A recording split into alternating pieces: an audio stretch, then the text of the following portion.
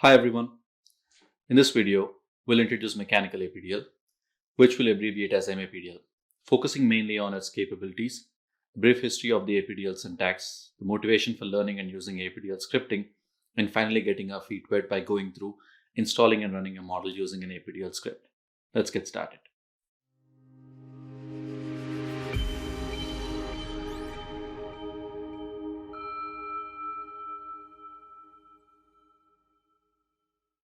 Mechanical APDL is a general-purpose finite element analysis program that is driven by the ANSYS parametric design language, also known as APDL. It's a fully featured FEA program that includes pre-processing, multiple equation solvers and solution techniques, and post-processing capabilities.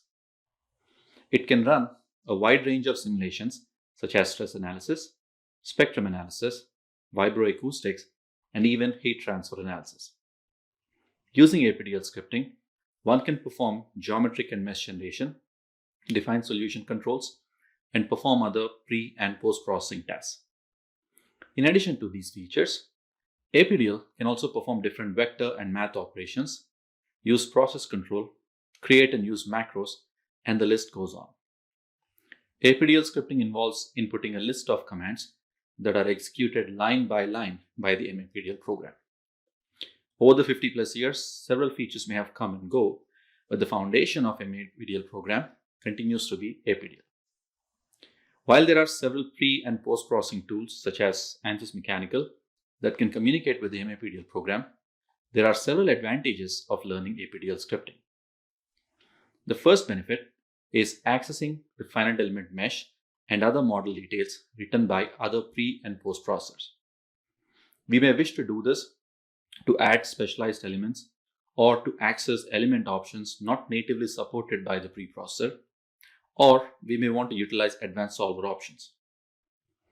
The second advantage of using APDL scripting is the ability to automate repetitive pre-processing and post-processing tasks, or even to automate entire workflows.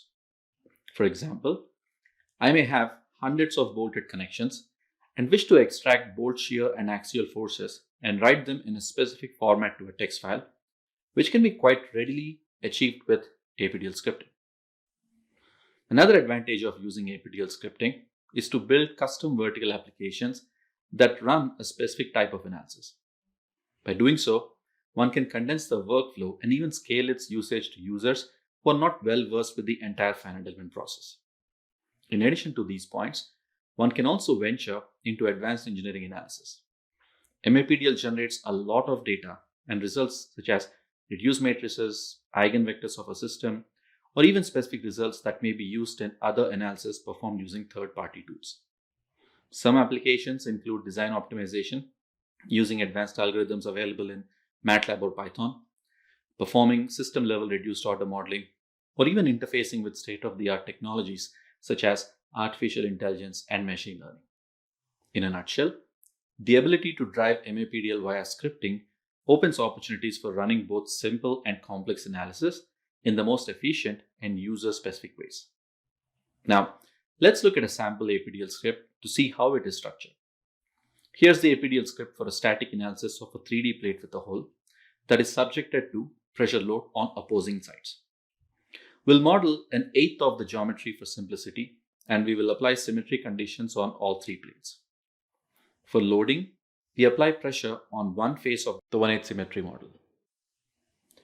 The script performs all the basic operations of an FE analysis, such as defining the element type and material properties, creating a geometry, meshing it, applying appropriate loads and boundary conditions, defining the solution controls, solving and extracting the relevant results. Irrespective of the complexity of the model, one can construct, solve, and post-process all models using APDL scripting. Before we run the script, let's briefly look at where to download and install MAPDL. MAPDL is not available as a standalone installation. Instead, it's included as part of the full structures package. Both commercial and academic customers can download this package from the ANSYS customer portal. Alternatively, it's also included in the ANSYS student free software. Although this free student version has some limitations on the size of the problems that can be solved. The setup executable file will walk the users through the installation process, and there are no additional steps needed in installing MAPDL. Once the installation is done, one can launch mechanical APDL in several ways, but we'll highlight 4 ways of doing this. First is to launch it via Workbench. This is recommended if the user intends to share the files from MAPDL with other Workbench modules. The second method is to launch it via Windows Start menu. This method launches a standalone MAPDL session using the default product settings. The third and the preferred method is to launch it via Mechanical APDL product launcher from the Windows Start menu, so one can customize the product settings. The fourth method is to launch it via command line, such as a Linux terminal or Windows command prompt. For this demo, let's use the product launcher. Go to Start menu and locate the ANSYS folder and click on Mechanical APDL product launcher. This is the product launcher window. In here, one can change different product settings, such as picking a simulation environment and license, selecting a working directory where all the files generated by MAPDL are stored, assigning a job name, which is used as file name for all the files created by MAPDL. The simulation environment gives 2 main options. The first runs MAPDL interactively with a graphical user interface, and the second option of ANSYS batch runs MAPDL in batch mode that takes an APDL input file to process and exits when complete without any user interaction. For this demonstration, we'll stick with the interactive ANSYS simulation environment. One can also use customization preferences and high-performance computing setup to define advanced product settings. But for this course, we'll use the default settings. Download the sample APDL script that is provided as a .dat file and save it to a folder on your local drive. Now, click on Browse and navigate to the folder where the input file is stored. Select that folder and click OK. Now, assign a job name for this run. In this case, we'll name it as sample_script. Now click Run to launch MAPDL program with these product settings. This is the GUI, or graphical user interface of MAPDL.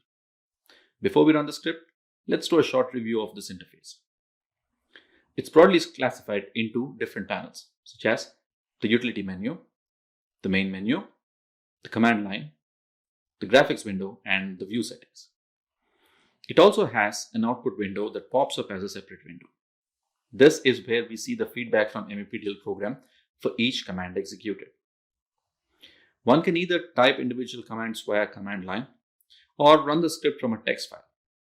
In this demo, we already have the script as a text file, so let's use that. Go to File in the utility menu and go to Read Input From and select the input file that we downloaded earlier. As you can see, the MAPDL program begins to execute the script line by line and provides feedback in the output window.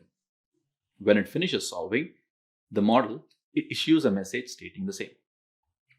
In this plot, we are looking at the equivalent stresses developed in the plate due to the pressure loading. One can use Ctrl plus left mouse button to pan, Ctrl plus right mouse button to rotate, and scroll to zoom in and out. We can also click drag with the right mouse button to zoom in on a portion of the model, and clicking once with the right mouse button provides a context-sensitive menu that allows us to fit the entire model back on the screen. One can also use different options in the View Settings panel to change the view. When we are ready to close the application, click on Save DB to save the full database to a .db file. Alternatively, hit Exit and the program prompts to save the file partially or fully, or to exit the program without saving anything. This concludes the demo on how to launch MAPDL and run a simulation from an APDL script. Thank you for watching, and we'll continue learning APDL scripting in the next video.